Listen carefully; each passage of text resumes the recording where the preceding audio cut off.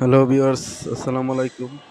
তো আমি আজকে মূলত আসলাম Narayanganj DIT Gulshan cinema hall, যেটি মূলত ডিআইটিতেই অবস্থিত।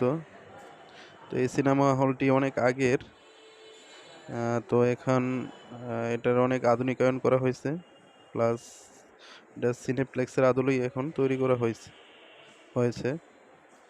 তো এখন সিনেমা হলের ভিতরের যেই দৃশ্যগুলা একদমই চেঞ্জ, যেটা আগে ছিল না।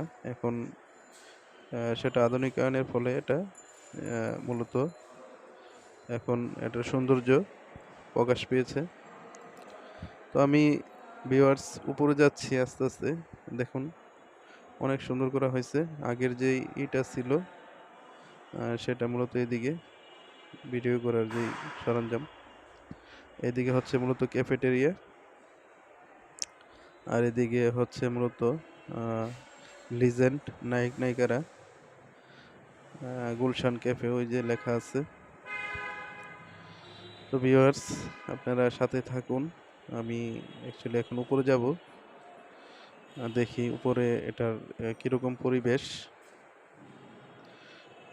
যাই হোক, আমি যাচ্ছি এখন উপরে। খুবই সুন্দর।